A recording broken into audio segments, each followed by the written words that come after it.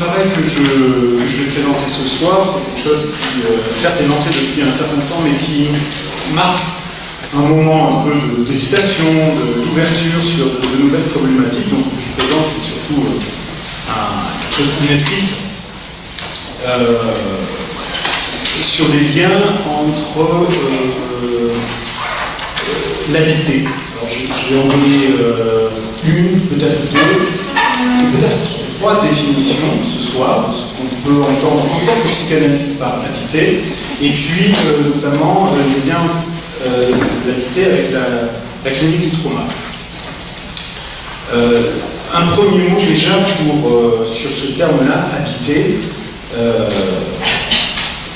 C'est pas pour en parler un concept de la psychanalyse, c'est plutôt un mot qui a été élevé à la dignité de la réflexion philosophique dans un premier temps, notamment par Heidegger dans les années autour de 1950. Et il faut dire que tous les travaux dans les sciences humaines actuelles sur la question de l'habité reprennent non pas précisément les formulations d'Heidegger, mais reprennent en quelque sorte le point de départ, qui est de dire que habiter est différent de se loger. Alors, pour vous faire pressentir un petit peu cette question d'une approche psychanalytique de l'habité, je vous prendrai dans un tout premier temps une petite citation de Tardieu qu'on trouve dans un livre de Georges Perec qui s'appelle « Espèce d'espace ». Et cette citation, très brève, dit « Étant donné un mur, que se passe-t-il derrière ?» Étant donné un mur, que se passe-t-il derrière? On peut entendre bien des choses derrière cette question-là. Qu'y a-t-il derrière ce mur dont je suis coupé, séparé? Si je me pose la question qu'y a-t-il derrière, c'est bien que je suis coupé de ce qui s'y passe. Éventuellement, quel type de jouissance s'y passe là-bas, de l'autre côté, qui sont peut-être possiblement plus intéressantes que celles qui se passent de ce côté-ci. Dit comme ça, vous entendez peut-être l'installation d'un rapport hystérique au mur. C'est-à-dire, je suis coupé de quelque chose, le mur me coupe de quelque chose qui a l'air probablement un peu plus intéressant que ce qui se passe ici. Mais on peut continuer la fiction, la déployer, et se dire que le même mur, auprès d'un patient paranoïaque, par exemple, ne sera plus du tout le même. C'est-à-dire que ce dont témoigne la clinique de la paranoïa, c'est que ce mur-là, au contraire, au lieu de couper le sujet, de faire en sorte qu'il se pose la question de qu'est-ce qui se passe derrière, le mur, dans le paranoïaque, est au contraire ce qui ne le coupe pas de l'autre. Et c'est bien le postulat de base dans la paranoïa, c'est de dire mais je sais ce qui se passe. Je sais ce qui se passe et ça me regarde particulièrement. Le voisin, par exemple, n'est pas coupé de moi par le mur, au contraire, il m'espionne, il m'observe, il m'envoie des rayons, il m'envoie des pensées, etc. Donc, le mur, là, ne coupe absolument pas. On pourrait, éventuellement, si on a le goût, déployer comme ça, suivant différentes dispositions dans la structure, des positions subjectives finalement, l'usage que le mélancolique peut faire du mur dans le lieu où éventuellement il va aller s'écraser la tête, l'usage que pourrait faire l'autiste aussi du mur, qui est encore un peu différent. Et évidemment, dans la clinique de l'obsessionnel, c'est que le mur et les remparts jouent un rôle particulier. Comme si, en quelque sorte, le mur prenait différentes fonctions selon le rapport que le sujet établit avec lui. Pris comme ça, en fait, on s'engage dans quelque chose qui ressemble à une fausse piste. S'agit-il d'un rapport au mur? Un rapport, par exemple, de type projectif. Parler de projection impliquerait qu'il y ait dans la réalité un mur, un vrai mur. Un mur unique, qui serait justement une réalité unique et sur laquelle viendrait se projeter une diversité de fonctionnement, dont nous pourrions justement noter à chaque fois les variations d'un œil psychopathologisé. Peut-on vraiment parler, en tout cas en ce qui concerne la psychanalyse, d'un mur qui existerait réellement, d'un mur unique? On pourrait dire un mur 1, qui existerait dans la réalité, et qui ferait l'objet justement de différentes perceptions. J'en suis pas convaincu. D'une part, Freud avait déjà mis en cause les préjugés de notre conception intuitive de l'espace, bâtie par Kant, conception kantienne, et Freud le dit dans une fameuse note en 1938, dans laquelle il finit en disant « Psyché est étendue, mais elle n'en sait rien. » Psyché est étendue, mais elle n'en sait rien. Autrement dit, la psyché est l'étendue. Mais la psyché n'en sait rien. Il y a une identité entre l'étendue, entre l'espace et la psyché, mais de cela, nous ne sommes pas conscients. Nous ne savons pas. C'est ce qui nous fait penser justement que l'espace est un espace objectif. D'autre part, Lacan était encore plus clair. On trouve une petite phrase dans Séminaire encore, qui indique « L'espace semble bien faire partie de l'inconscient, structuré comme un langage ». Donc là, l'espace n'est même pas un lieu de projection, l'espace fait partie de l'inconscient. Alors justement, si on prend au sérieux cette idée-là, je dirais que le mur est produit psychiquement.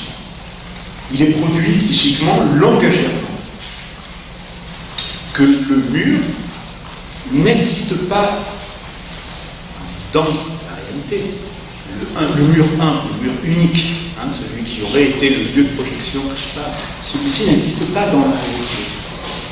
Le mur 1, quand même il en faut bien, mais le mur 1 existe à la réalité. Il existe à la réalité. Le seul mur auquel nous avons affaire, le seul mur auquel nous avons accès, c'est celui qui est pris par les médiations du fantasme, les médiations du délire. C'est celui-là avec lequel nous travaillons. C'est ce que Lacan appelait l'habitat langagé. Donc, voilà une première présentation, je ne dirais pas définition, mais une première présentation de l'approche psychanalytique de l'habité. Habiter, ce serait la façon dont l'espace est produit psychiquement. Première présentation, et si j'ai le temps, j'espère arriver à d'autres présentations. Donc habiter, c'est pas seulement la façon dont l'espace est vécu, la façon dont il est perçu, parce que la perception est déjà une production. J'insiste là-dessus, sur cette idée de production psychique de l'espace. La perception n'est pas une réception passive, c'est un acte. Un acte qui inclut des choix, des tris, des recompositions, des réagencements, des reconstructions et des pertes aussi. C'est pour ça que je parle de production de l'espace.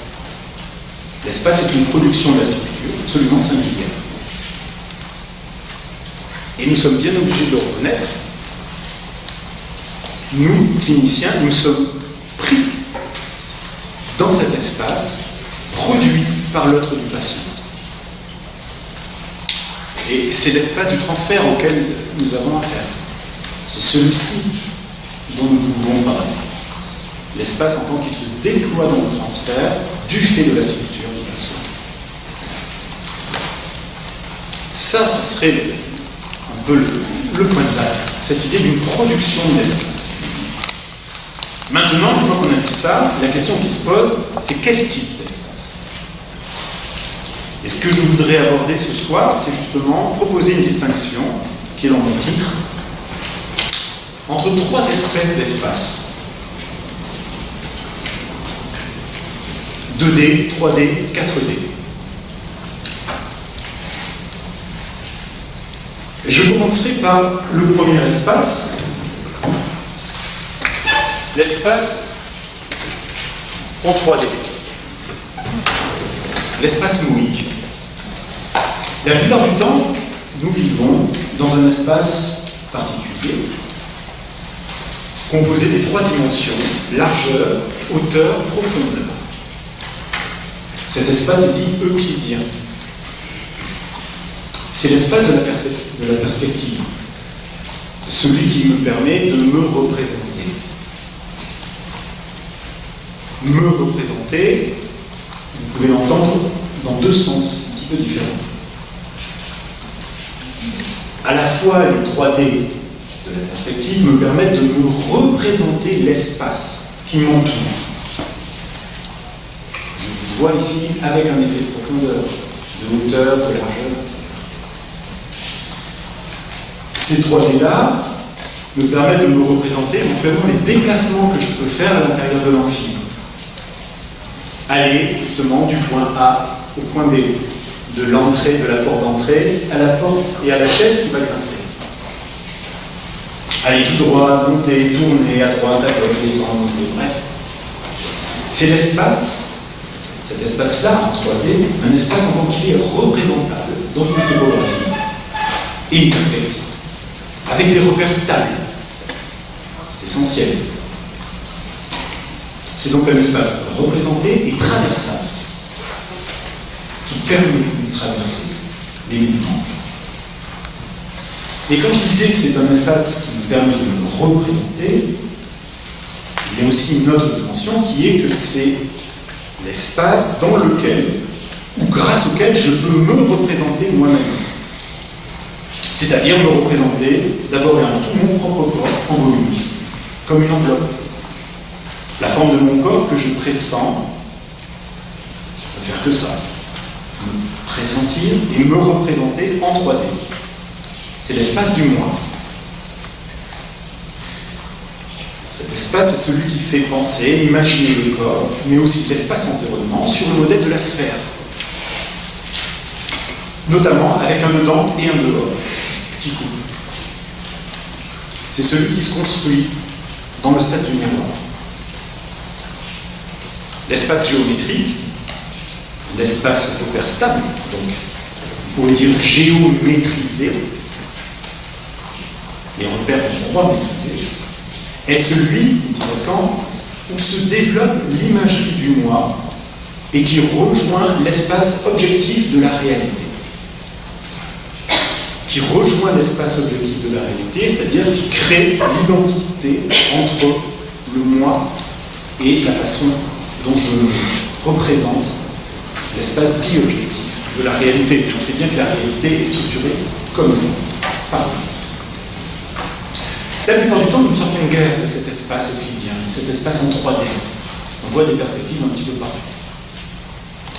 Mais la difficulté, c'est qu'il existe d'autres espaces. Et pour évoquer ces autres espaces, ce soir, je vais m'appuyer sur la lecture d'un ouvrage, d'un récit. Mais plus je le lis, plus j'ai travaillé, plus je suis convaincu qu'il s'agit d'une œuvre en tant que telle, pas seulement d'un récit. De l'ouvrage de Philippe Lançon, Le Lambeau, sorti en 2018.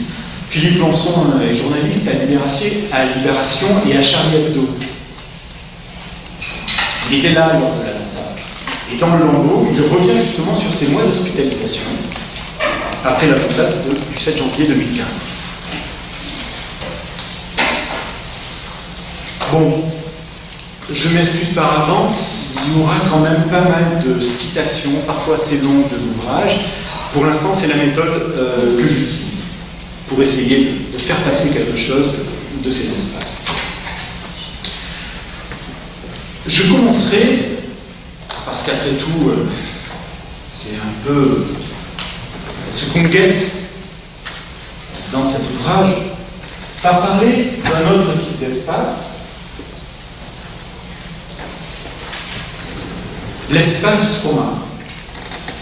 Certaines expériences, qu'on peut nommer traumatiques, aplatissent l'espace, le transforment en une image dans laquelle il devient extrêmement difficile de se mouvoir, dans laquelle le sujet revient toujours à un point fixe. Ou bien, ce sont les images qui reviennent d'elles-mêmes toujours au même point. Et dans ces cas, l'espace est plutôt une représentation qui n'a plus de profondeur, qui rend impossible sa traversée, justement.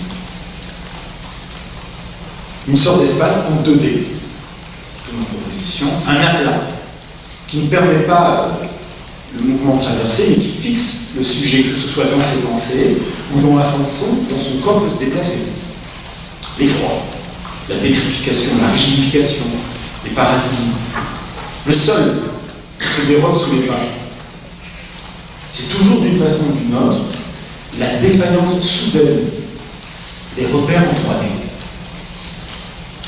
Dans le Lambeau, justement, le début de l'ouvrage est consacré à la vie quotidienne de Philippe Lançon, ses déplacements, son vélo.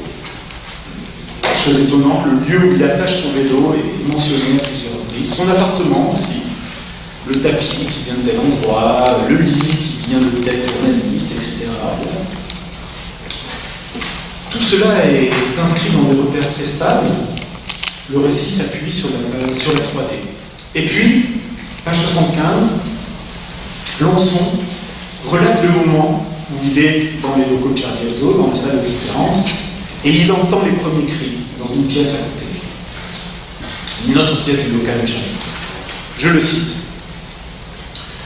« Je croyais que ce qui avait lieu était une farce, tout en devinant déjà que ce n'en était pas une, mais sans savoir ce que c'était. Comme un papier calque mal replacé sur le dessin qu'on y a copié, les lignes de la vie ordinaire, de ce qui dans une vie ordinaire désirait une farce, ou, puisque c'était l'endroit où il y a lecture, ces lignes ne correspondaient plus à celles inconnues qui venaient les remplacer. Nous étions soudain de petits personnages prisonniers à l'intérieur du dessin. Mais qui dessinait? Le papier calque. Et ce papier transparent qui permet de reproduire les formes imaginaires, stabiliser les lignes de la vie ordinaire. Mais lorsqu'il est mal replacé, tout se brouille. La vie ordinaire vacille, disparaît. Et là, sous la plume de Lançon, le dessin tout à coup se referme sur le dessinateur. C'est le passage de la 3D à la 2D. Et tout le long du récit, de façon assez étonnante, un certain nombre d'extraits témoignent justement de cette écriture de la 2D. Quelques pages plus tard, au moment de l'attentat, juste après justement que les terroristes sont partis, voilà ce qu'il dit. Mon champ de vision était réduit au vide qui naissait de l'événement et de ma propre mobilité, ou pour être plus exact, de ma suspension. Je n'avais pas encore tout à fait conscience de l'attentat, mais il avait mis ses œillères. La salle de rédaction a d'abord été ce plan fixe d'un film opaque et mystérieux, pas encore tragique, ni vraiment commencé, ni vraiment fini. Ni vraiment commencé, ni vraiment fini. Un film dans lequel je jouais sans l'avoir voulu, sans savoir quoi jouer ni comment, sans savoir si j'étais premier rôle, doublure ou figurant. La scène, brutalement improvisée, flottait dans les décombres de mon propre vie. Mais ce n'était pas la main d'un projectionniste qui avait tout arrêté. Il y a bien cet arrêt. C'était des hommes en armes, c'était leur balle. Je continue encore un petit peu plus loin, et il y a une mention très touchante sur le dessinateur Tinius, dont il remarque, après coup, qu'il est mort le stylo à la main. Tout dessinateur dessinait sans doute pour avoir le droit de s'en aller dans ce qu'il dessinait. De même que tout écrivain finissait par se dissoudre dans un temps dans ce qu'il écrivait. Cette dissolution, gardez le mot, on y reviendra un petit peu plus tard, cette dissolution n'était pas une garantie de survie, ni même de qualité. Mais elle était une étape nécessaire sur le chemin qui pouvait y conduire. Cette fois, pendant l'attentat, non seulement ce droit à la dissolution avait été refusé au dessinateur, donc impossible de s'échapper, mais il était arrivé exactement l'inverse. On les avait fait entrer de force dans un dessin qu'ils n'avaient pas imaginé. Et il n'en était plus sorti. Les dessinateurs n'avaient pas eu le temps de penser au dessin qui se refermait sur eux. Nouvelle fois, cette dimension de la 2D qui enferme, qui fixe. Un peu plus tard même, beaucoup plus tard même, lorsque son ancienne compagne lui remet des photos de l'ancien temps. Voilà ce que dit Lançon. Depuis le 7 janvier, tout avait changé. Les photos ne renvoyaient plus au grain mal trié de l'expérience, elles renvoyaient des souvenirs que l'attentat avait conduit, comme un troupeau, dans une impasse vers une falaise. Je reviendrai là-dessus. Je faisais l'expérience de l'expérience interrompue. J'entrais dans ces photos et j'y avais disparu. Là, c'est encore autre chose que la dissolution qui permet la création, dont il parlait tout à l'heure. Je rentre dans les photos et j'y avais disparu. L'interruption. Alors, si la 2D ferme et on fige, il y a quand même un mouvement. Un mouvement qui n'est pas déplacement, qui n'est pas traversé, ce qui justement suppose une perspective, mais un mouvement qui est plutôt tournoiement, vertige. C'est pour ça que la mention de la falaise m'a intéressé. À un moment, justement, page 116, lorsqu'il raconte un moment avec son frère, on lui vient une pensée obsédante, la vie sans son frère, et inversement, la vie de son frère sans lui. Et il commence à penser à ça de façon tournoyante. Je ne vais pas décrire ça. Il dit « J'essaie de se détacher de moi-même et tourner comme des chevaux de bois sur un manège, se mélanger pour m'envelopper et m'enfermer dans leur fixité et leur répétition. Le manège allait revenir régulièrement dans les mois suivants. Il accueillait des scènes différentes, mais récurrentes, et qui tournaient.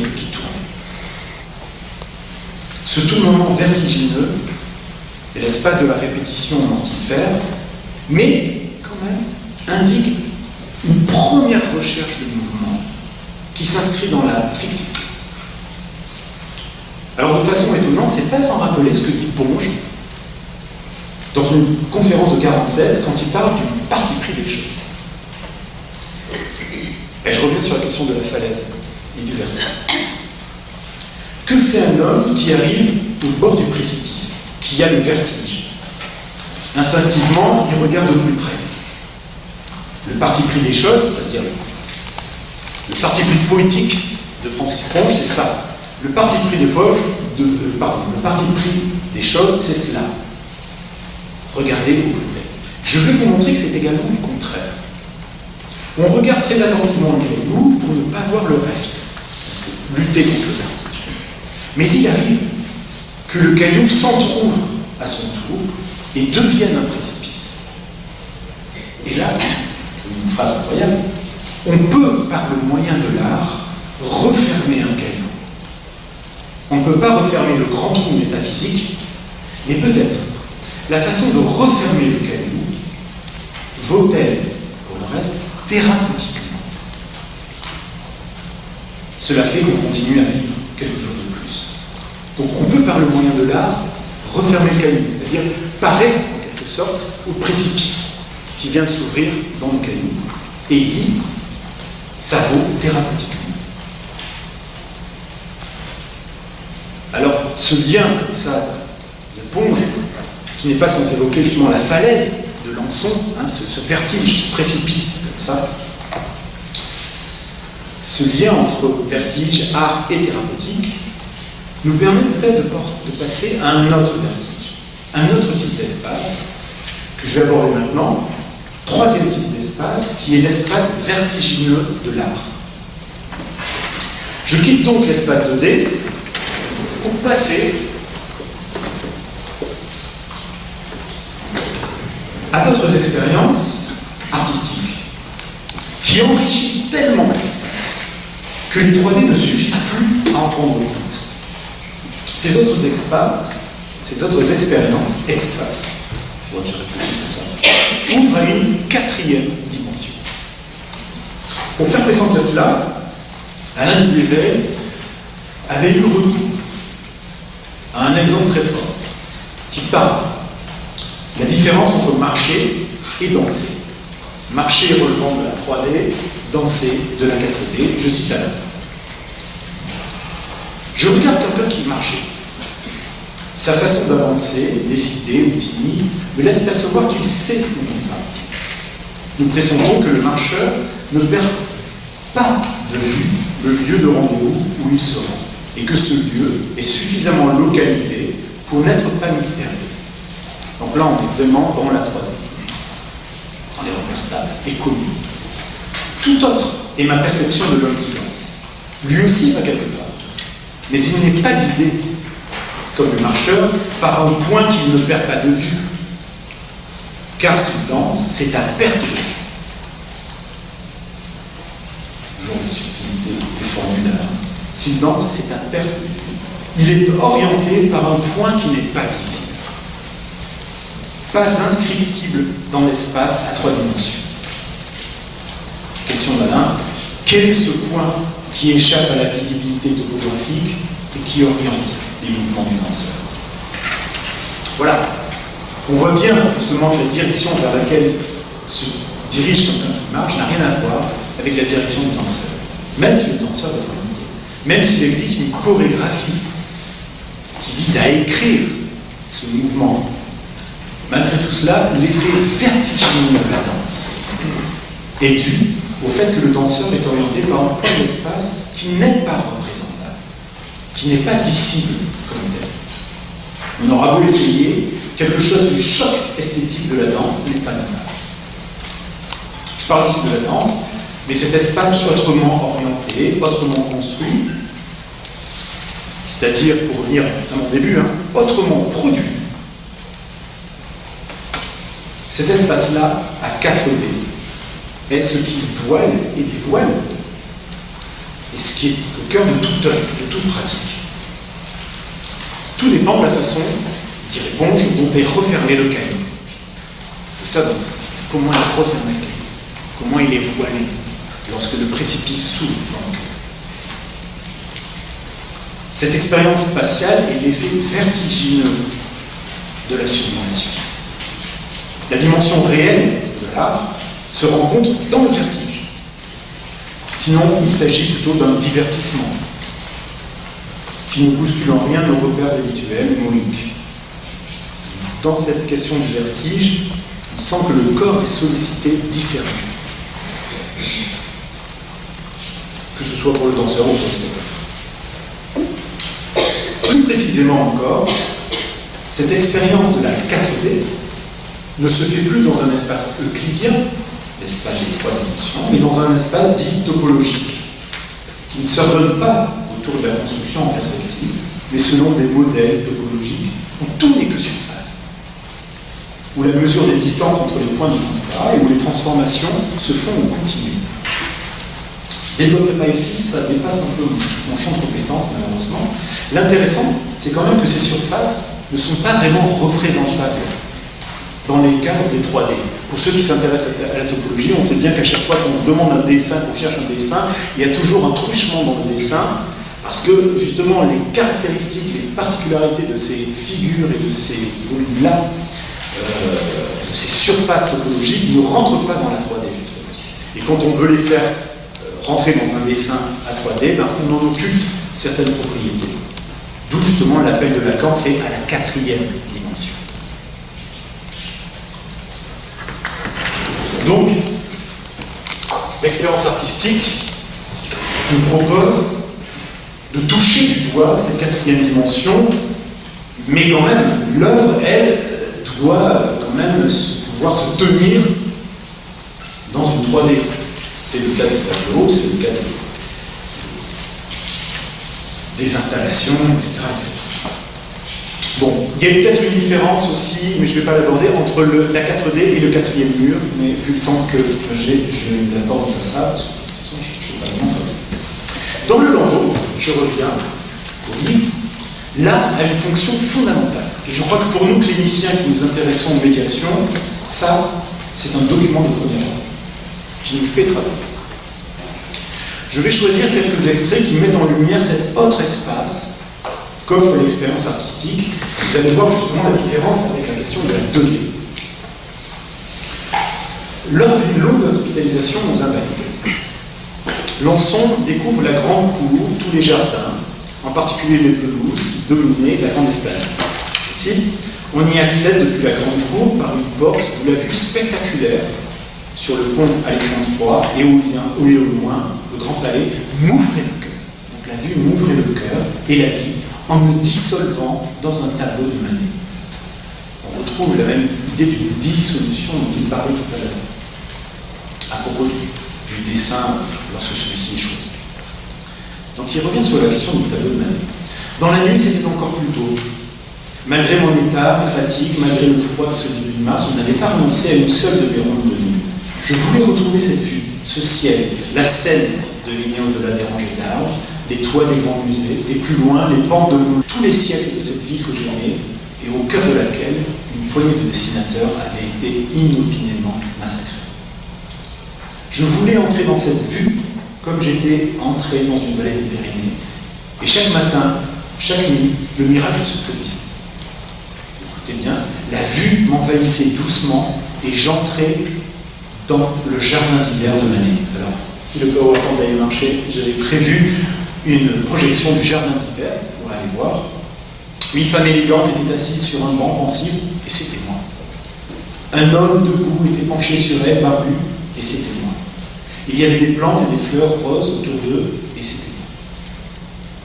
Le regard de ces personnages, cette légère absence, cette suspension par-dessus l'être, c'est cela que Philippe Plançon cherchait et que M. Tarbes, sans chercher, trouvait. Alors il fait une différence entre Philippe Plançon et M. Tarbes. M. Tarbes étant son pseudonyme. Une dissociation comme ça assez intéressante, mais Lançon cherchait et M. Tarbes, sans chercher, trouvait.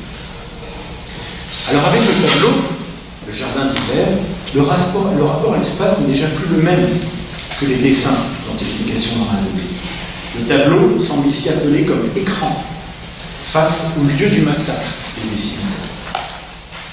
Le moi se dissout et peut s'identifier à toute une série d'autres figures. Le regard s'absente, permettant cette suspension par-dessus l'être. Et on va voir que la question de la suspension va revenir plus tard. Une forme de suspension par-dessus l'être qui amorce une autre façon d'habiter, c'est-à-dire une autre expérience de l'espace. Mais c'est lors d'une visite très attendue d'une exposition Velázquez au Grand Palais, puisque Philippe Plançon est critique à Libération et à Charles Hebdo. Au bout d'un moment, il ressort, il arrive à visiter une exposition Velázquez, un peintre qui est très cher pour lui. C'est là où, en quelque sorte, l'art va venir ouvrir sur la 4D et en proposer une nouvelle fermeture, un nouveau voyant. Alors, il visite dans des conditions très spéciales, puisqu'il est quasiment seul, accompagné quand même, l'exposition. Plus j'avançais, plus les portraits me donnaient vie. Soit parce que je les avais vus, soit parce que j'avais rêvé de les voir, soit parce que j'allais les voir, les revoir, pardon, et parce que le temps et ma souffrance seraient abolis. Donc là, déjà, la construction, c'est plus le temps interrompu, la question tout à l'heure. Je les avais, j'avais rêvé, j'allais les voir. Ces portraits représentaient des morts qui me communiquaient leur vie. Et parmi eux, alors, des bouffons du Prado. Seul Pablo de Valladolid, j'avais aussi prévu la projection, avait fait le voyage. Vêtu comme un gentilhomme dont il joue à cet instant un rôle, c'est un acteur qu'on voit sur une scène déserte, comme un taureau dans l'arène, comme dans la vie. De lui, Manet, encore une fois, dit, il cite Manet, le fond disparaît. C'est l'air qui entoure le personnage, vêtu de noir, et plein de vie. Il va revenir là-dessus. Il reprend la description, Lançon reprend la description du Pablo de Valladolid. Son bras droit, tendu vers le bas, indique un point extérieur. Sa main gauche est rabattue sur la poitrine dans un geste noble qui paraît annoncer une tirade. Et là, voilà ce qu'il dit. L'espace est défini par ses gestes et rien d'autre. C'est très beau, ça. L'espace est défini par ses gestes. Ce ne sont plus les coordonnées de la hauteur, de la largeur, de la profondeur qui définissent l'espace. Ce sont les gestes. Autrement dit, c'est de la danse. L'espace est défini par les gestes et rien d'autre. Son regard direct, noir, a une expression indéterminée. Le regard indéterminé n'est pas sans rappeler justement cette légère absence dont il parlait du regard du personnage de Manet dans la vie. Et il dit, Manet avait raison. Je pouvais respirer l'air qu'il déplaçait, qui chassait depuis le plateau castillan celui qui m'avait si souvent dit. Et là, il y a une phrase incroyable. Par le corps du bouffon, je suis entré dans le tableau et j'en suis ressorti au Prado 20 ans avant, à une époque où la tristesse n'était pas justifiée par les murs. D'un coup, ça le ramène à une expérience anonyme. Le corps. Il m'a conduit dans les rues froides de l'hiver madrilène jusqu'au bar de Retire, qui allait bientôt fermer. C'est à travers le corps de Pablo de Valladolid que j'ai pour la première fois senti non pas le souvenir, mais la présence d'un homme que j'avais vu. Le patient était le bouffon du monarque, exécuté le 7 janvier. L'équipe de Charlie joue quand même bien. Le patient, donc, était le monarque, le patient était le bouffon du monarque, exécuté le 7 janvier, et le monarque du bouffon, que jusqu'à la même date, il avait été. Ce bouffon silencieux et massif me disait que les cartes étaient rebattues. Je devais jouer mon rôle, en rire, fabriquer l'air qui m'entourait. Fabriquer l'air qui m'entourait. Ce passage par le tableau et par le corps du bouffon n'est plus un enfermement. Au contraire, une trouée du tableau qui permet de sentir la présence d'un homme qu'il avait été. J'aime bien d'un homme. C'est pas de l'homme que j'avais été, c'est d'un homme que j'avais été. Alors, 2 points justement à propos de cette expression fabriquer l'air qui m'entoure. D'une part, l'air qui entoure souligne le retour, au travers de l'expérience picturale, le retour d'une 3D, de nouveau fabriquée, c'est-à-dire produite. Le bouffon me dit que les cartes sont rebattues et que je dois fabriquer l'air qui m'entoure. Il y a ici maintenant un passage de la 4D à la 3D, et ce passage ne concerne pas que l'air qui entoure, puisqu'il y a une modification de l'espace corporel, c'est la présence d'un homme qui avait été. L'air qui l'entoure, on pourrait dire, ça ouvre à un drôle d'air. D'autre part, Lançon témoigne là de l'événement de réception que constitue la rencontre avec ce tableau. Et cette rencontre, en cela ça nous intéresse, nous, cliniciens, cette rencontre ne se fait pas seule. Je ne l'ai pas nommé jusqu'à présent, mais pendant cette visite, il est accompagné de sa chirurgienne, Chloé, qui joue un rôle très important tout le long de l'ouvrage. Récemment, j'ai vu qu'ils avaient participé ensemble à un colloque de psychologie. Le rôle de Chloé est décrit ici. Il y avait des embouteillages de présence, de sensations, donc ça c'est juste après l'événement avec le Pablo de Valladolid, juste après cette trouée comme ça de Madrid 20 ans auparavant.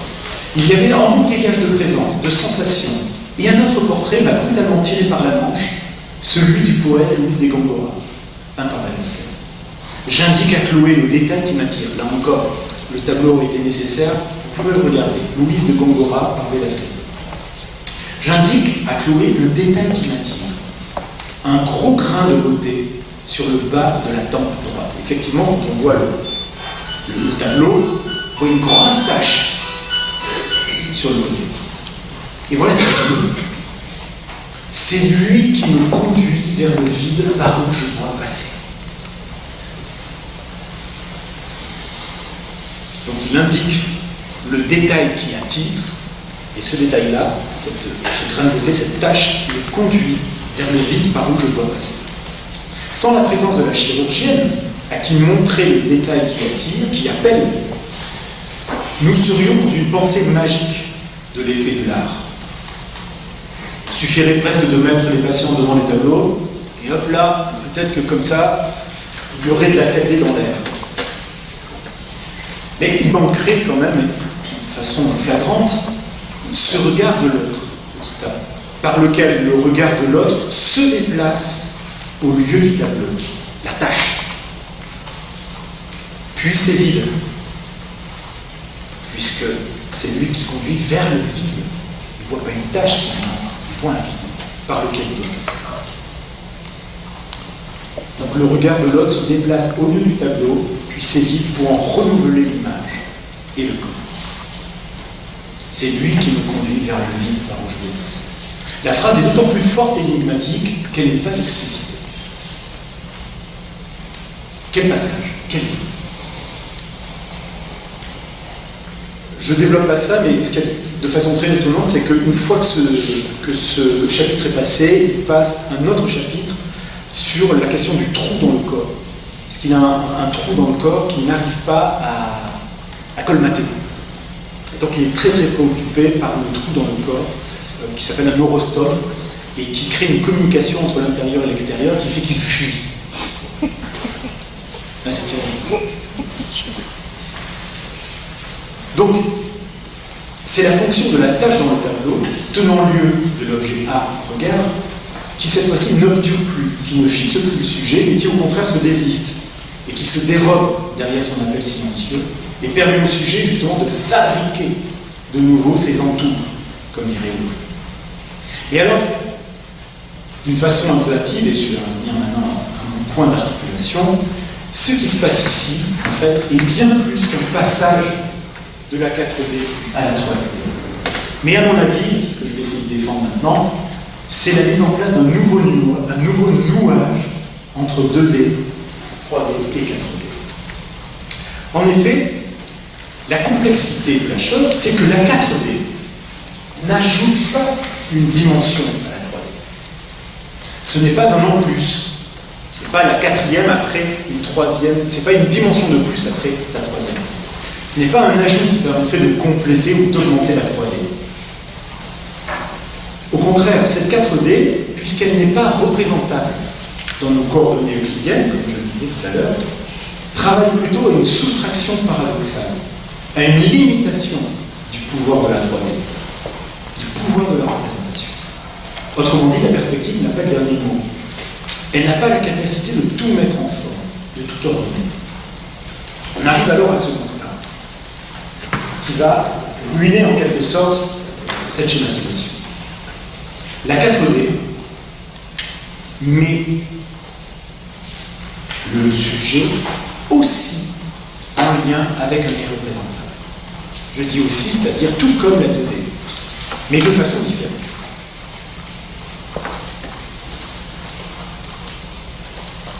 D'une certaine manière, l'irreprésentable serait le point commun muet entre 2D et 4D. Le dénominateur commun silencieux, vertigineux entre trauma et art. Sauf, et ça c'est essentiel, sauf qu'il s'agit de traitements absolument différents de cette part irreprésentable. Ma proposition est donc la suivante. Ce dénominateur commun muet, lorsqu'il est mobilisé dans le transfert, est à la source de l'efficacité des ateliers de médiation, si souvent sollicités par les associations de victimes ou par les institutions en charge de patients traumatisés. Ce dénominateur commun est aussi ce qui fait qu'il ne s'agit pas seulement, dans les ateliers, de restaurer une intégrité corporelle, une confiance en soi, de restaurer une capacité psychique de mobilité dans l'espace en 3D. Tout cela existe, bien sûr. Mais là, dans sa dimension de BL, de vertige, pointe vers autre chose. Si on est dans l'optique de la restauration, de la réadaptation, ou on pourrait dire de la remédiation, on se trouve justement dans une schématisation assez linéaire, dans laquelle le passage de la 3D à la 2D est vécu comme réduction, diminution de l'expérience spatiale. Un handicap. Et qui entraîne de fait une visée adaptative et parfois nécessaire de l'approche thérapeutique. Dans ces cadres-là, la thérapie vise à adapter et à pouvoir restaurer une capacité de traverser, de se mobiliser dans l'espace. Et c'est nécessaire. Enfin, nos patients qui viennent au cabinet grâce à l'EMDR, ben voilà, il faut dire qu'il y a quelque chose là d'une capacité d'adaptation et de retrouver une mobilisation dans la 3D, et c'est parfois nécessaire. Mais l'hypothèse d'un point commun muet nous oblige à faire appel à un autre type de modèle. puisque nous devons faire surgir un passage entre 2D et 4D. Ce point commun. Les médiations par l'art, justement, supposent une efficace de ce point commun silencieux. Un point ou un point, comme vous voulez. Qui, ensuite, permettrait de repérer des effets de surcroît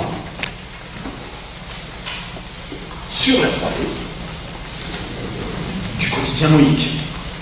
C'est-à-dire que c'est en travaillant sur le point commun entre trauma et art que quelque chose, c'est souvent un effet de surcroît, ce n'est pas ce qui est visé en tant que tel, là on est plutôt dans l'adaptation, mais on pourrait dire que l'éthique analytique nous propose plutôt de repérer ce qui se fait de surcroît. Donc vous voyez bien là que le schéma linéaire n'est pas très pratique. Du coup, on pourrait proposer une autre articulation sous la forme d'un nouage qui permettrait de mettre chaque type d'espace en lien avec deux autres. Un nouage entre les trois espèces d'espace. Et donc c'est ici une seconde présentation de l'habité. Tout à l'heure j'avais dit qu'il s'agissait de produire de l'espace. L'habité, c'est la production psychique de l'espace. Maintenant je propose une deuxième approche. Ça serait plutôt la cohabitation sous forme de nouage de ces trois espaces. Autrement dit, passer à quelque chose qui permettrait de lier et de repérer comment chacun des espaces peut être en lien avec les autres. C'est ce qui nous permet justement de supposer l'idée d'un point commun, d'un dénominateur silencieux. Je vais passer un peu rapidement, j'avais prévu des trucs sur cette histoire de dénominateur silencieux, mais pour revenir à mon son, je passe un peu ça. Dans le roman, il y a un chapitre entier qui est consacré à ce que j'appelle moi le point commun silencieux, qui prend une figure particulière puisqu'il s'agit d'une anémone. Dont on va voir justement qu'elle fonctionne de façon moébienne, pouvant donner aussi bien sur la donnée, la plus terrifiante, on va le voir, que sur l'amorce d'une écriture. En fait, ce qui est intéressant, c'est que dans ce chapitre-là, il raconte comment il s'est remis à écrire sa première lettre, son premier article. Donc nous sommes une semaine après la pandémie. Il raconte comment le soir, l'atmosphère du service change, les gens appellent comme ça les infirmiers, ils ne supportent pas d'être seuls. Et à un moment, il ferme les yeux. Et il dit, ce qui est apparu sous mes paupières, ce fut la cervelle de Bernard. Alors, là, il y a quelque chose qui demande à revenir un petit peu en arrière, parce que c'est une des premières visions, en fait, après l'attaque et le départ des terroristes, la vision d'un de ses collègues, Bernard, dont il voit la cervelle sortir du crâne. Il dit, le point de sortie de cette cervelle, je n'arrivais plus à m'en détacher, car c'est par elle, à ce moment-là, que j'ai enfin compris que quelque chose d'irréversible avait eu lieu. Combien de temps ai-je regardé la cervelle de Bernard? Assez longtemps pour qu'elle devienne une partie de moi-même. Et donc, quand il ferme, une semaine après, quand il ferme les yeux, ce qui apparaît, c'est la cervelle de Bernard. Je vais devoir le lire un peu longuement. Elle était étalée à côté de moi dans la salle de conférence, toute fraîche, seule désormais.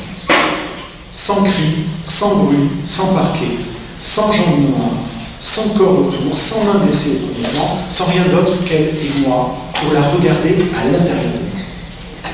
Je l'observais, je la simulais. Peu à peu, elle se mettait à bouger, se transformait. Elle devenait une plante vivante, une plante maritime, et l'anémone de mer apparaissait. Contraction, dilatation. Contraction, dilatation. Elle battait dans un milieu liquide, amniotique, rouge sombre, mortellement lustral. C'était du sang. Elle battait sa propre mesure, mon pouls. Elle m'envoyait du sang, de l'eau sombre, des souvenirs interrompus. Voilà la thématique de la DD qui répond. ou menacé, comme des images projetées sur un écran dans lequel le spectateur finit par disparaître. Et assez vite, ce battement m'attirait. Elle projetait de moins en moins d'images et m'aspirait de plus en plus vers son propre vide, vers le fond. Elle me pompait. Je devenais l'anémone de mer, la sanglante anémone, et une fois à l'intérieur, dans ses tentacules, on reviendra là-dessus après, son velours, sa pulsion, je redevenais la cervelle de Bernard, une cervelle océanique, détachée du petit parc. À cet instant, une tristesse panique m'envahissait. Elle était le don de cette anémone, une réalité absolue. Et il faut l'entendre, une réalité absolue. Aussi peu comestible que le cacao à 100% et que pourtant il me fallait avaler. J'ouvrais les yeux pour échapper à l'attraction, à la digestion. Si j'avais continué à les fermer, les yeux, la réalité de l'attentat se serait refermée sur ce qui me restait de conscience. L'anémone, née de la cervelle de Bernard, aurait dévoré la mienne, et si je n'en étais pas mort, peut-être en serais-je devenu fou. J'aurais-je rejoint le cœur de l'événement, et je me serais décomposé là-bas, en lui, sur ce parquet, où nous restions allongés. C'est vraiment la donne.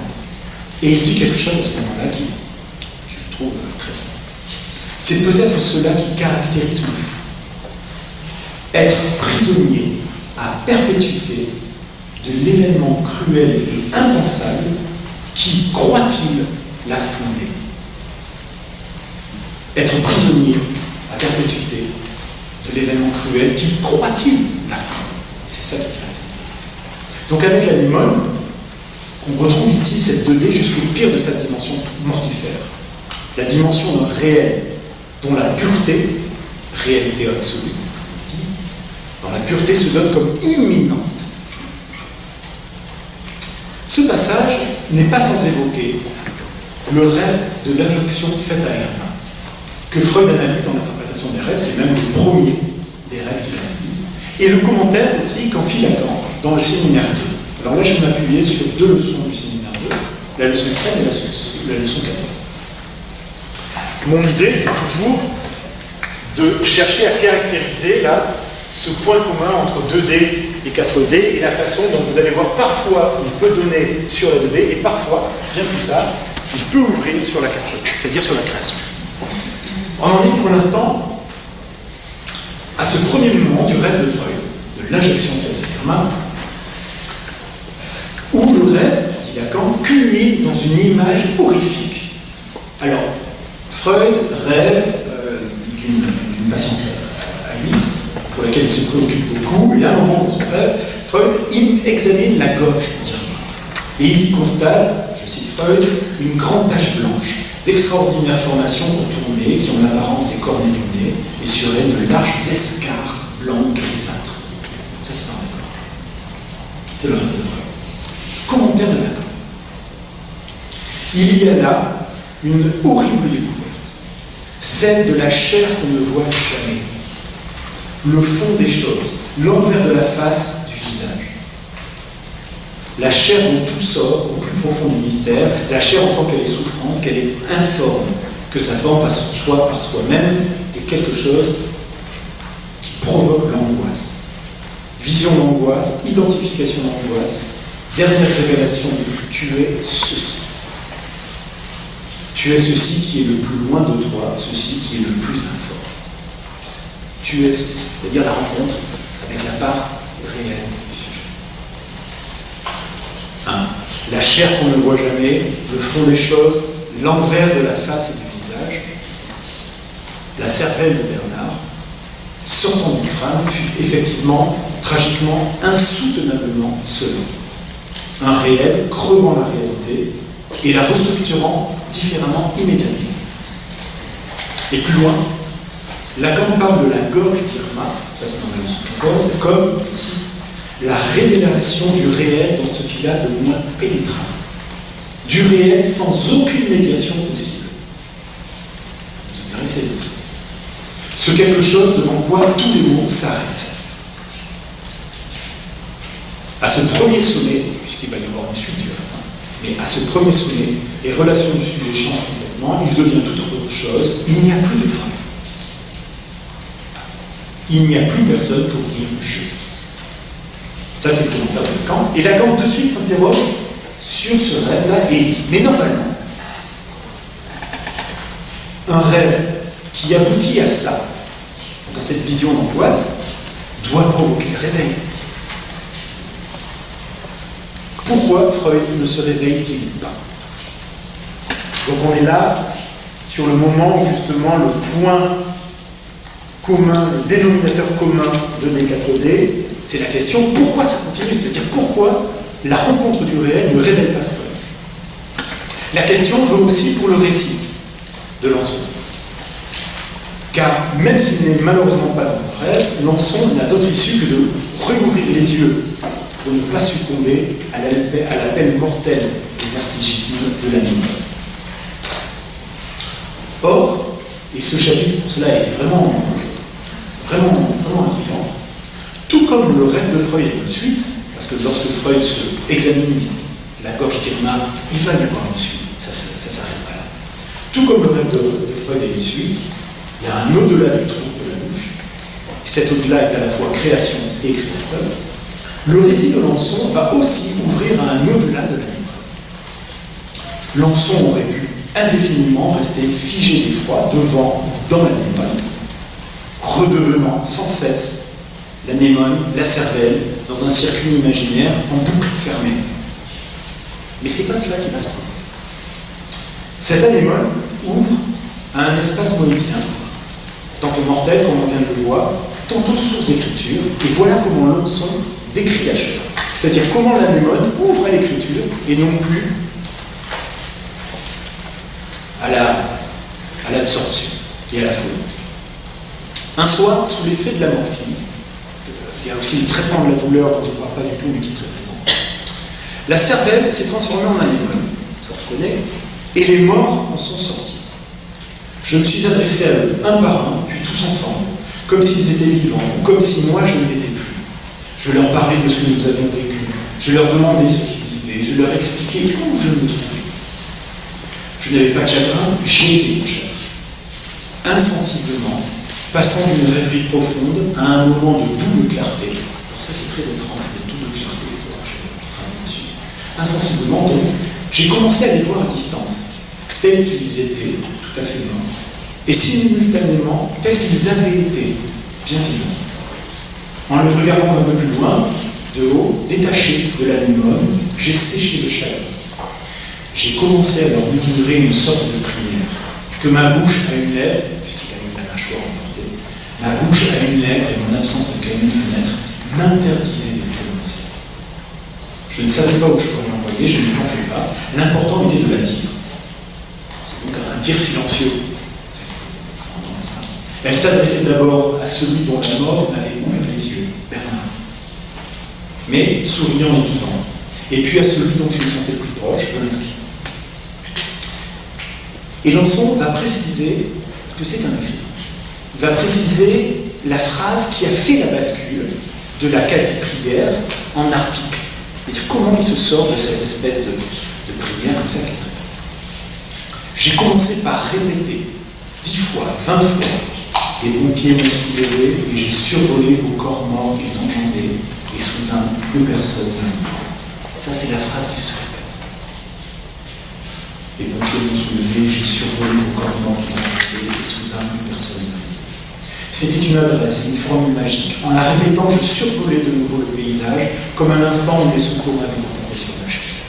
D'autres phrases ont suivi, plus douces, plus intimes. Celles-là, je les répétais pour ne pas abandonner mes compagnons à leur sort.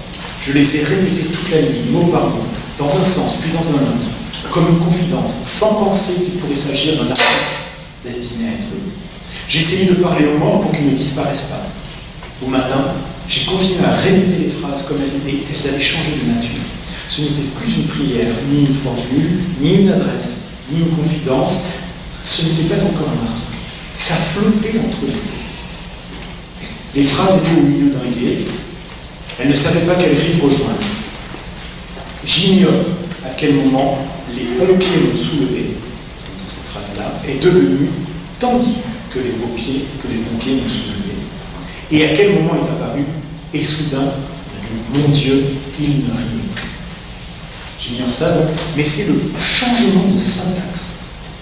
L'apparition de Tandy et de mon Dieu, là je continue à citer l'ensemble écrit.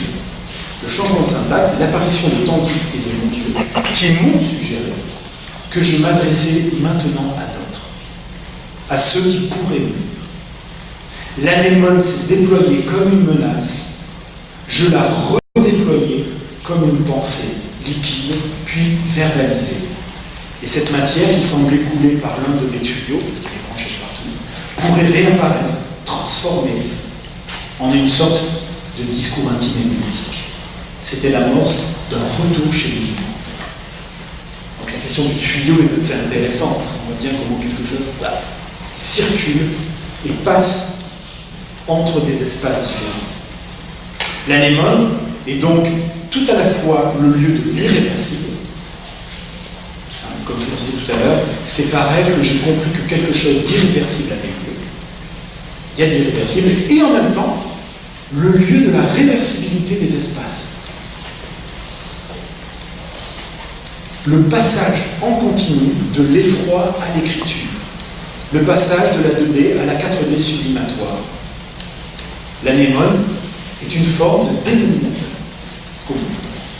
Et plus bas, Lançon revient une nouvelle fois sur ce petit changement de syntaxe qui acte le renversement de l'orientation du point commun, le point de bascule de Descartes. Voilà ce qu'il dit. Le dernier mot sur lequel j'ai hésité était l'un des premiers. Ce mon Dieu. Quand il dit mon Dieu, ce mon Dieu qui ressemblait à une plainte, mais qui est écrit par un incroyant, un mécréant, si on veut, et qui apostrophait les morts qui ne l'étaient pas moins.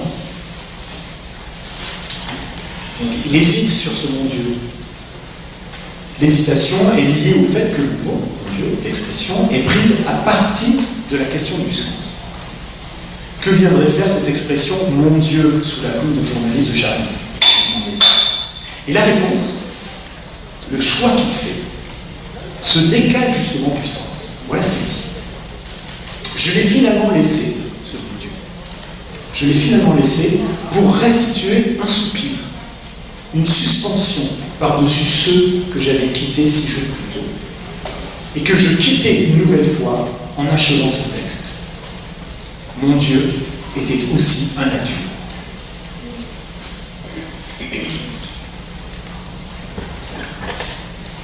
Alors d'une part, avec ce soupir, comme il dit, un soupir, une suspension, c'est le rythme et le style qui prend le pas sur le sens dans l'écriture.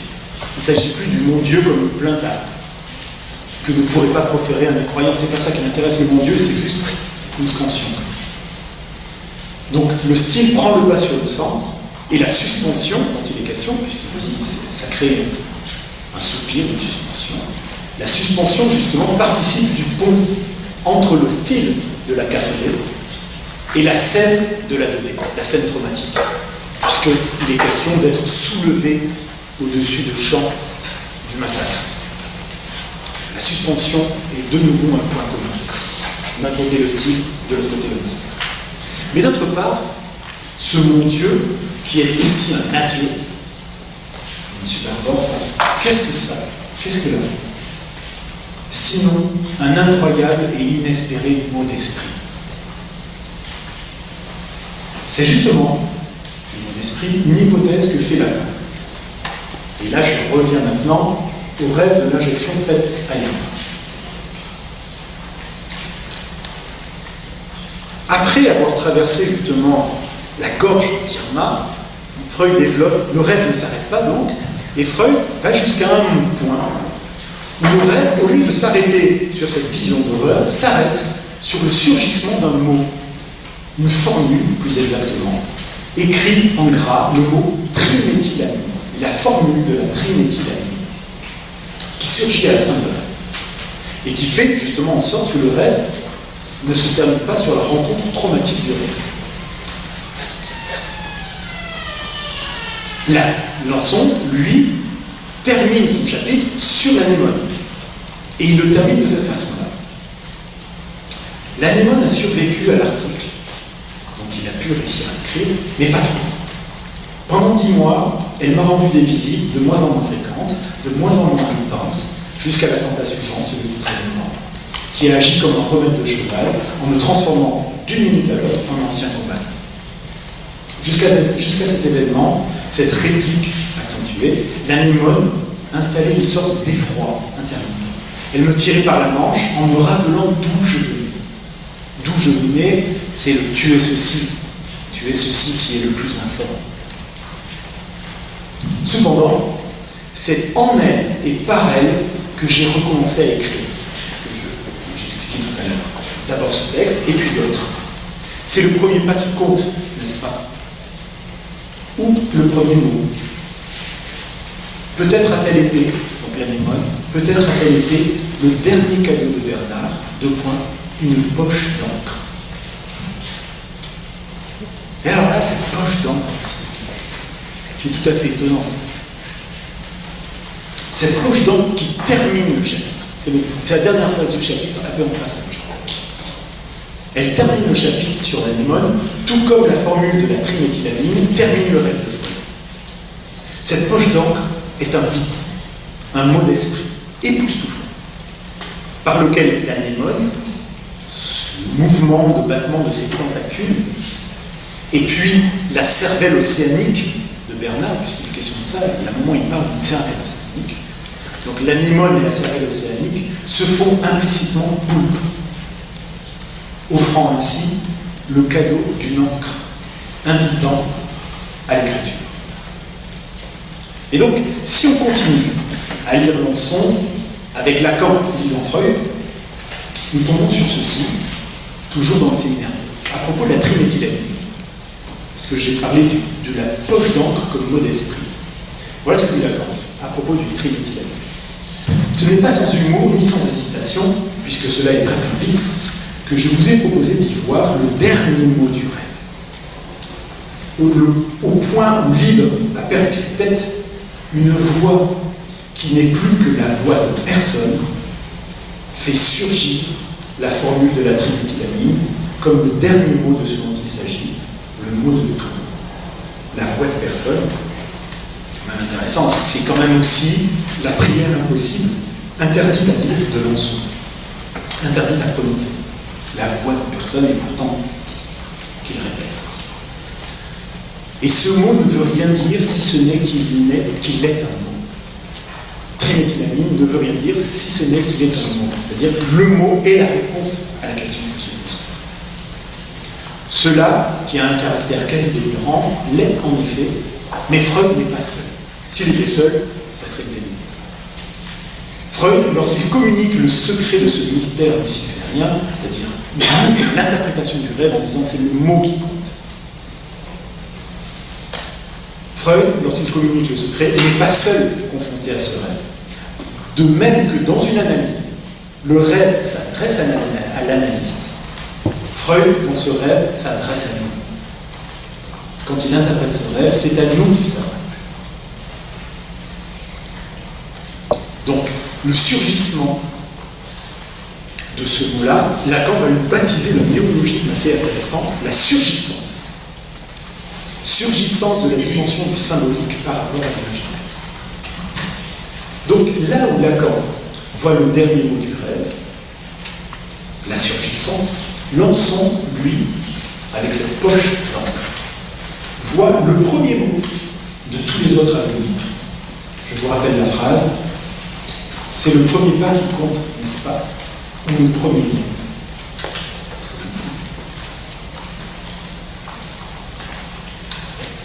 Lançon voit donc le premier mot de tous les autres à venir, associé à ce n'est-ce pas qui en ratifie la dimension d'adresse.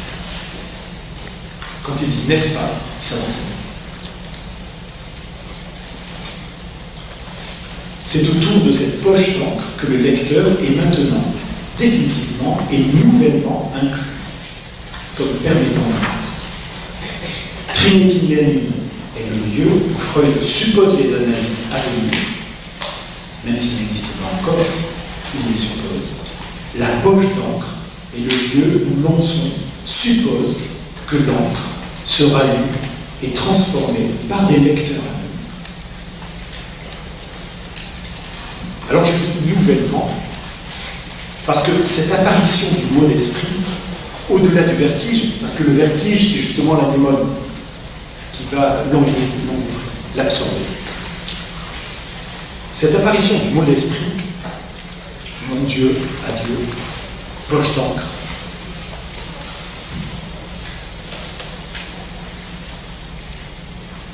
qui en quelque sorte transforme le vertige en un autre, parce que quand on le réalise, moi au départ, quand j'avais lu poche d'encre, je me dis tiens, c'est bizarre.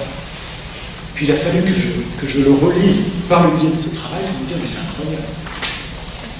Poche d'encre, elle est vertigineuse, parce qu'elle met en lien toutes sortes de tentacules qui apparaissent en ouvrage. Mais cette poche d'encre peut être conçue, comme a pu le faire Alain Didier, comme sublimation. Et là, maintenant, on va lire Lançon avec Alain Didier, qui lit Lacan, qui lit Freud. Je cite Alain, qui revient sur le règle. Je définis la sublimation comme l'acte symbolique par lequel le sujet Freud, confronté au réel innommable de la gorge d'Ivoire, réel absolu devant lequel le logos semble avoir perdu ses droits, découvre qu'en fait, donc c'est le sujet Freud qui découvre qu'en fait, il n'a pas perdu tous ses droits. La manifestation du signifiant trinitylanie exprime que quand tout est perdu, le sujet produit, en réponse à cette chose innommable, ce quoi, une réponse absolue.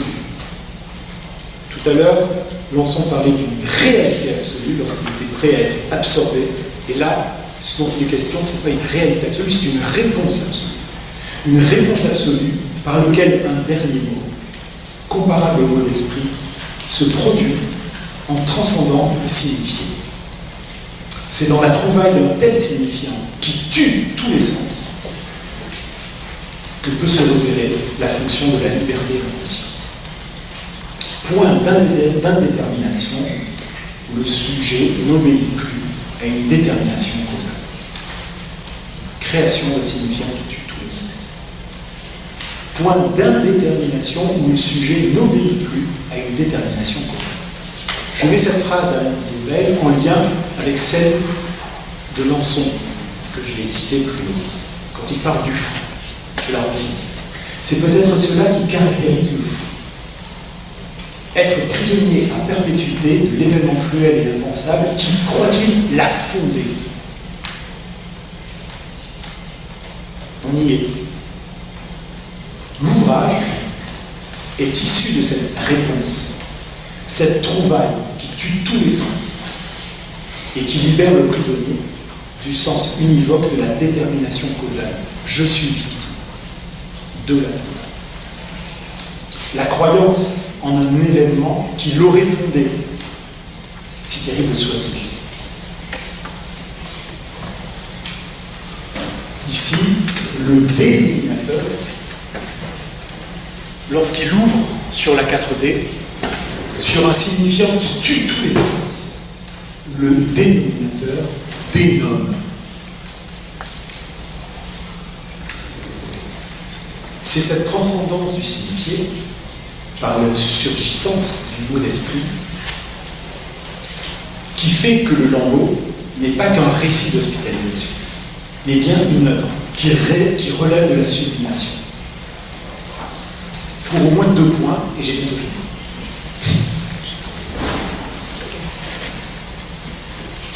D'une part, je ne vais pas développer ça, mais cette œuvre provoque des effets de rencontre chez le lecteur en tant qu'il est inclus dans la lecture. Ce n'est-ce pas qui, tout à coup, fait un drôle d'effet, cette poche d'encre. À vrai dire, j'en étais pas convaincu initialement. Ma première lecture me laissait plutôt froid du côté d'un récit.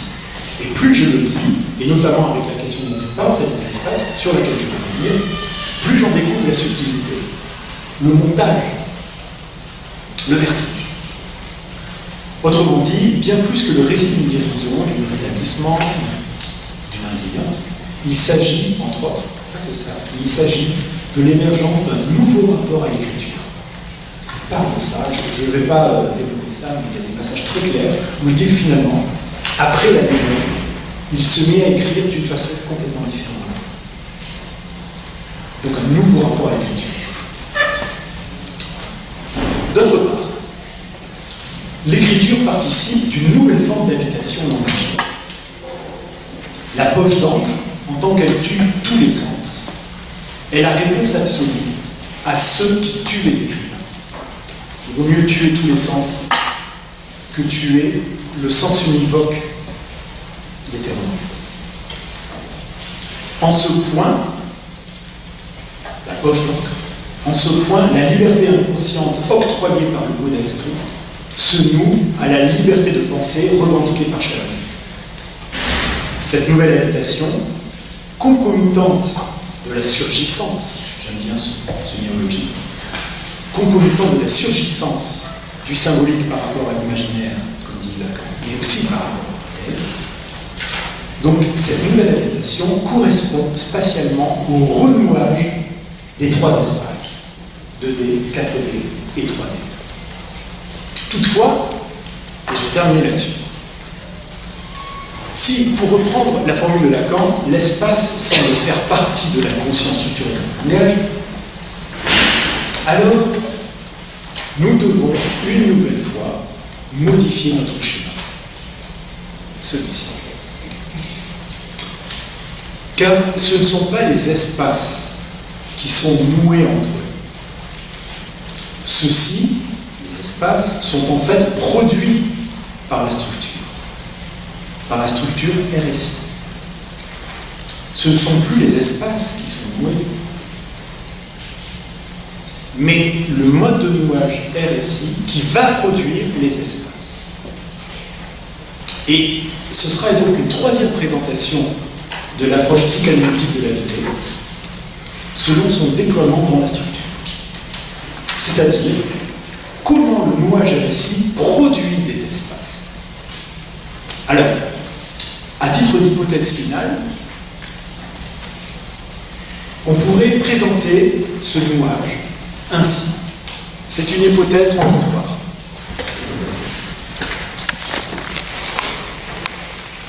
Je reprends les fameux. Et on peut peut-être se dire que là où le réel négatif et symbolique, ce point d'intersection-là, ce point d'où du symbolique ne peut pas rendre compte du réel, il y a quelque chose justement qui évoque la 4D. C'est-à-dire ce tournoiement au service du réel, mais qui renouvelle en quelque sorte profondément les coordonnées symboliques d'un art. Dans le lieu où le symbolique négatif de l'imaginaire se situe la 3D, c'est le stade du miroir. C'est le lieu justement où l'image du corps fonctionne en tant que trouée et nommée par un nom. Et puis, quand même, dans ce lieu-là, où l'imaginaire, tant bien que mal, essaie de négativer le réel, je situe pour l'instant en tout cas la 3D, la 2D, excusez-moi.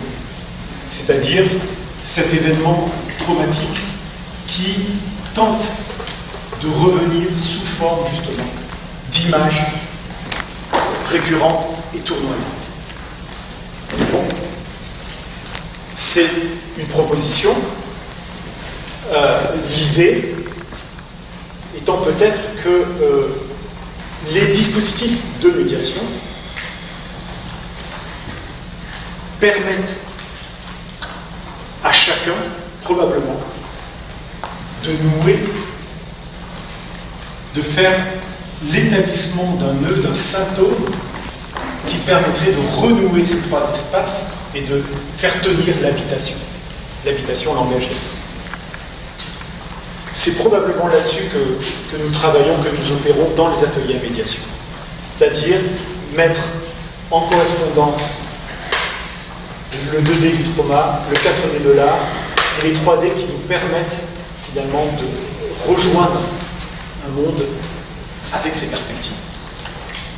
Voilà, j'ai terminé, je vous remercie.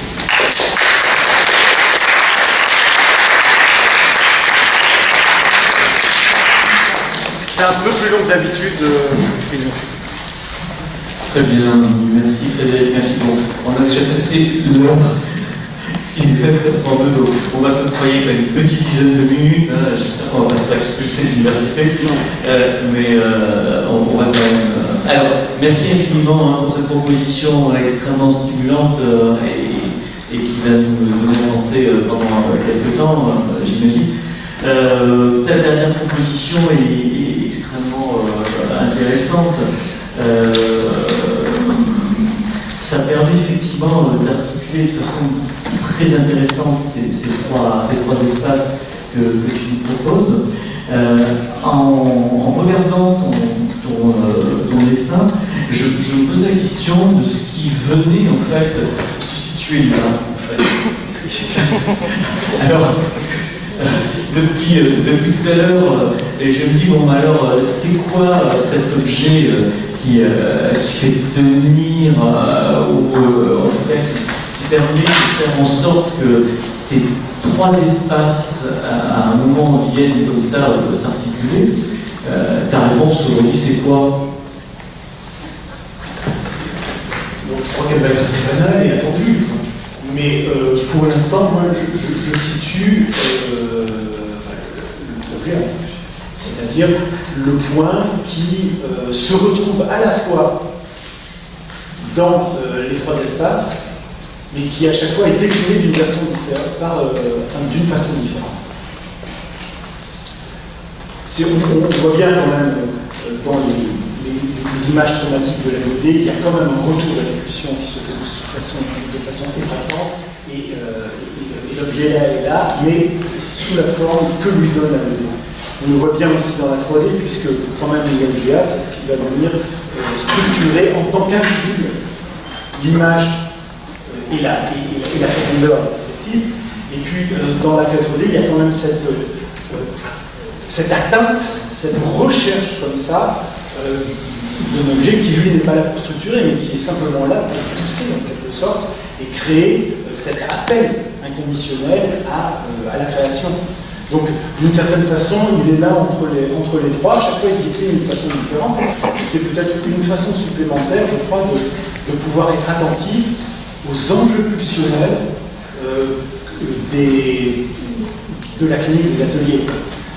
Mais cette fois-ci, c'est la façon dont la pulsion vient en quelque sorte participer à la production de l'espace. Ça, c'est pas nouveau. Ça, c'est quand même une vieille histoire que la pulsion participe à la production de l'espace. Mais là, je crois que quand même, avec l'histoire de la zone érogène, on sait bien que Freud a pensé la pulsion d'abord en termes spatiaux. Voilà. Et on peut remettre les choses et penser l'espace en termes pulsionnels. Et c'est peut-être un peu ça qui peut éventuellement se dessiner là. Moi, la question maintenant qui reste encore entière, c'est la façon dont justement, dans un atelier, c'est pas l'atelier en lui-même qui va permettre l'exploration de ces trois espaces. C'est d'abord et avant tout le transfert. Donc il faut bien aussi que le clinicien soit situé là-dedans. C'était un peu ma question. Ouais. Oui, c'était effectivement un peu ma question. Parce que sur l'histoire du passage de la 2D à la 4D, que je trouve extrêmement stimulante, et effectivement, ça c'est déjà un progrès énorme par rapport à ce schéma. Ça, c'était mon premier schéma. Non, mais c'était un progrès pour moi d'arriver là. On voit effectivement, mais les métaphores que propose Lançon pour parler de cette oscillation entre 2D et 4D sont à la fois très belles, très poétiques, mais pour l'instant, on ne voit pas très bien quelle est la place justement de l'intervenant, puisque lui, en fait, il fait son travail tout seul. Bon. Alors, c'est pas certain. Ouais. C'est pas certain. Ça, c'est une question qui nécessiterait une relecture du roman. C'est pas certain. Je l'indiquais très rapidement. La chirurgienne qui est là de façon très présente, jusqu'au point où il y a un chapitre qui s'appelle Le mal du patient, et où on comprend, c'est explicite, que la chirurgienne, à un moment, a besoin de se retirer. C'est-à-dire qu'elle-même, elle a besoin de sortir du tableau. Peut-être pour des raisons de production personnelle, mais il y a cet acte de retrait-là. Donc il y a la dimension de la chirurgienne, mais je ne suis pas sûr que ce soit la seule dimension d'adresse, puisque comme il le dit finalement, l'adresse est partie intégrante de l'acte d'écriture. Et donc, déjà, il ne fait pas son travail tout seul. Et par ailleurs, il y a aussi une psychologue dont il ne parle quasiment pas. Il la nomme de temps en temps, il en parle un petit peu, il dit ma psychologue était vintage. J'ai recherché un peu, en fait il n'en parle quasiment pas, mais il y a aussi un lieu où la façon dont il en parle, on sent qu'il ne s'agit pas d'une réadaptation, d'une remédiation. Voilà. Mais il reste très silencieux sur ce point-là. Donc finalement on est obligé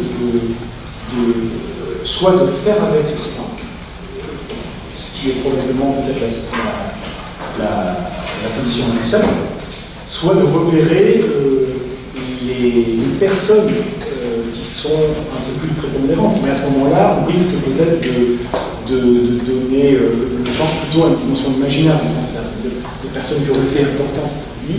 Bon, c'est pas que ça finalement. Et je trouve que le fait que la psychologue soit là tout en étant quasiment jamais décrite. C'est vraiment étonnant. On peut parler de ses relations avec les infirmiers, avec les aides-soignants, avec les policiers qui le gardent pendant 7-8 mois, etc. On peut parler évidemment de sa relation avec la chirurgienne, ses échanges, et la psychologue. Donc, c'est pour ça, c'est aussi l'enjeu d'essayer de comprendre que cette place de l'art est toujours en quelque sorte adressée, et qu'il n'y a pas d'art sans adresse. Dans le roman, c'est ça. En tout cas, dans le récit, c'est ça. Parce que ça pourrait donner lieu vraiment à une mauvaise interprétation du style l'art national. Et là, on serait vraiment à côté de la plaie. Ouais. On va profiter des 2-3 dernières minutes qu'on va arracher à l'autorisation universitaire pour donner la parole aux personnes qui sont présentes. Donc je vous propose d'intervenir, poser une question, une remarque.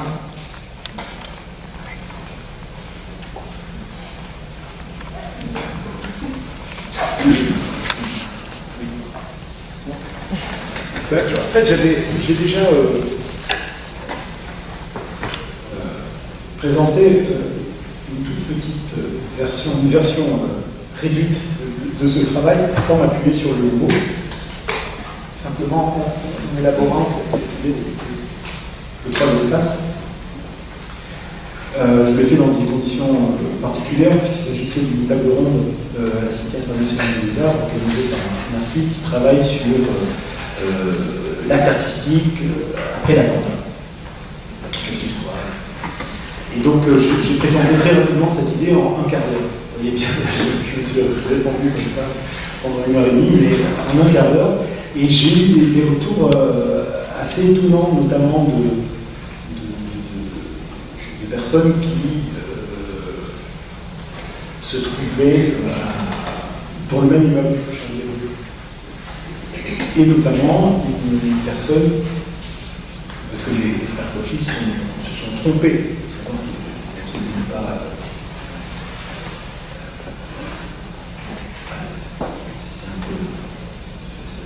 Ça vire dans le ridicule, c'est-à-dire qu'ils se sont trompés de bureau. Ils sont allés taper à côté en demandant il est où Charlie, il est où Charlie.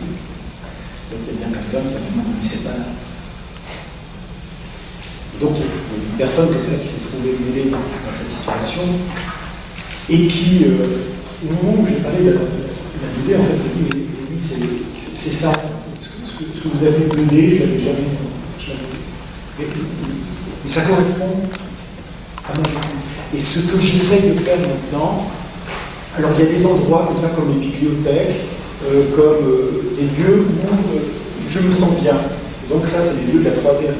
C'est des lieux qui sont un petit peu stabilisés, mais voilà, ce qu'elle vit la plupart du temps, ça revient du côté de la BD. Elle me dit, mais je suis maintenant dans un groupe d'artistes, parce qu'elle était artiste. Et je suis dans un groupe d'artistes et voilà, j'essaie de faire quelque chose avec ce qui s'est passé.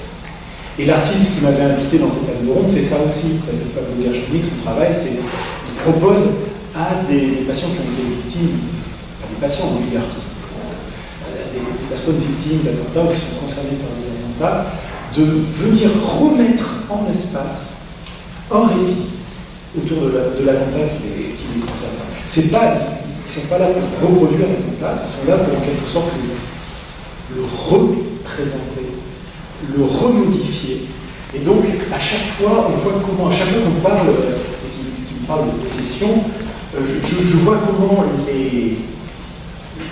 certains récits sont plaqués comme ça,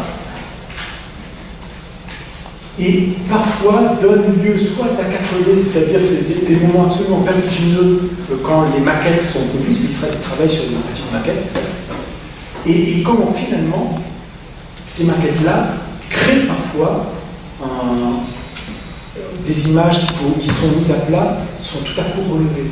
Et donc, ils travaillent sur les différents points de vue, non pas un point de vue frontal, mais ils proposent aux gens de tourner autour de la maquette. Et donc, de créer des enjeux de perspective, comme ça, et de remettre en jeu la 3D sur un récit qui est souvent plaqué. Mais en l'étalant, il ne s'agit pas de parler de la frontale, mais de l'enrichir de plein de métaphores, de l'enrichir de plein d'événements, et de le mettre en lien avec ce qui se passait ce jour-là, ce qui se disait ce jour-là, ce qui se passait dans le monde, etc. etc.